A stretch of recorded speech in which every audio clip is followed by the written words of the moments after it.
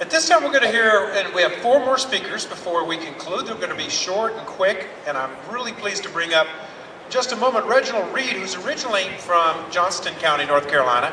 He moved to Winston-Salem in the spring of 2001. He received his BA from the College of Charleston with a double and major as far as history and political science. He also has his MBA from Liberty University. He earned that in May in 2007. And he's currently on his Master of Arts in International Relations at Regent University.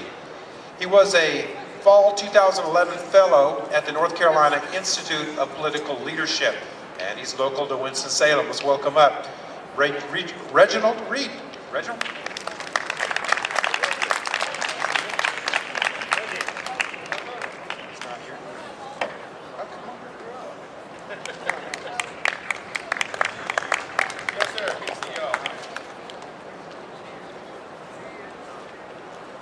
Good afternoon, my friends. Good afternoon, my friends. This afternoon we've heard about our nation's Judeo-Christian heritage, our Judeo-Christian history. But the question is, what happened? The serpent is the most subtle beast of the field. In Marxist philosophy and Marxist theology, there must be a great crisis. There must be a great conflagration. And World War I came, and they thought that was going to be the great crisis. They thought that was when the workers of the world would unite. And they did unite. And they joined the military of their respective countries. And they fought each other.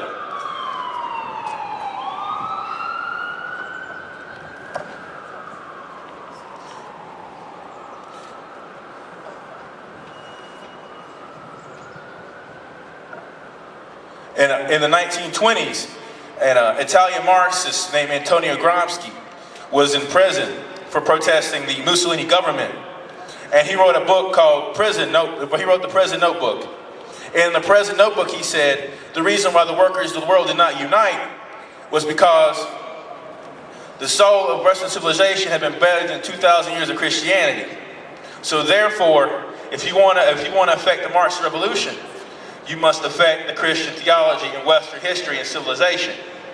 The firewall of freedom and capitalism was Christianity. So therefore, he took a long march. So therefore, there was a long march to the institutions. At first, it was the college. That's where the counterculture of the 60s came from. Abortion, free love, sex. It eventually evolved down to American elementary education. What's the difference between Osama bin Laden and Bill Ayers? They both bombed the Pentagon. Bill Ayers has a PhD in elementary education. Abraham Lincoln said the philosophy of the classroom education of one generation will become the government of the next. In order to change our government, they had to change the culture. If you do not have a father in the home, you have government. What do you see in American inner cities? What do you see on the reservation? You see no father and you see government. You see people looking to the government. You see people seeing themselves owned by the government. And the serpent is the most subtle beast of the field. And in his witness, Whittaker Chambers quoted that the battle we face is spiritual. The lie was whispered eons ago in the garden. Ye shall be as gods. This is what we're fighting, people. This is what we're facing. This is something dark. It is evil. It is a battle. It's a war between good and evil. They are trying to change our culture. They're trying to change our way of life.